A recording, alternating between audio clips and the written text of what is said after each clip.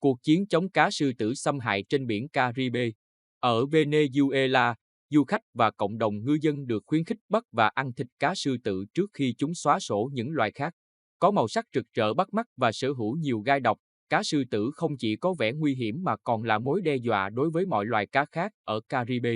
Tại Venezuela, William Alvarez, cư dân ở vịnh Chí Chiriviche de la Costa ở vùng duyên hải miền Trung, đang nỗ lực dập tắt mối đe dọa này.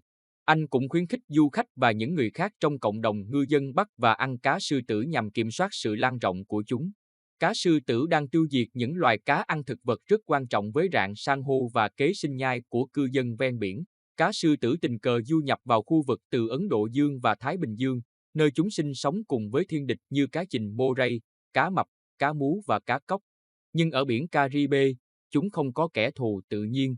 Những vạch sọc màu cam tươi, nâu và đen bao phủ cơ thể cá sư tử cùng với gai độc đóng vai trò như tín hiệu cảnh báo các loài khác muốn ăn thịt chúng. Đó không phải loài cá dễ bắt. Nếu nó mắc vào lưới, bạn có nguy cơ bị thương bởi gai độc và không thể làm việc suốt vài ngày, Rafael Mayora, người làm việc cùng Alvarez, chia sẻ. Đó là lý do nhiều ngư dân quyết định không tới gần chúng.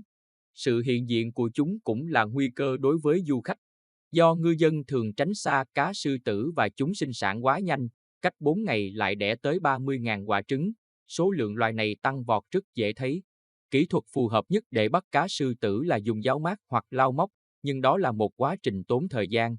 Bạn không thể thả lưới và kéo chúng lên. Bạn phải phóng giáo mát vào từng con một, Alvarez nói.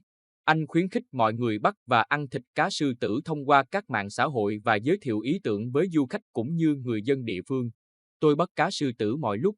Đôi khi, tôi chế biến cá để bán, thỉnh thoảng chia sẻ với gia đình, nhưng tôi luôn có cá sư tử tươi trong tủ đông. Cá sư tử, động vật bản xứ ở Ấn Độ Dương và Thái Bình Dương, trở thành một trong những loài xâm hại gây thiệt hại lớn nhất hành tinh. Là động vật ăn thịt phàm ăn, chúng lan rộng khắp hệ thống rạn đá ở Đại Tây Dương, Vịnh Mexico và Caribe ở tốc độ đáng kinh ngạc, đẻ hàng nghìn quả trứng mỗi ngày và 2 triệu quả một năm. Chúng ăn những loài cá nhỏ hơn có giá trị thương mại như cá chỉ vàng và cá mú hoặc loài duy trì sự khỏe mạnh của rạn san hô. Các chuyên gia bảo tồn khuyến khích người dân ăn thịt cá sư tử xâm hại hiện nay đã lan tới Địa Trung Hải với nhiều giải đi săn thường niên ở Florida và Caribe.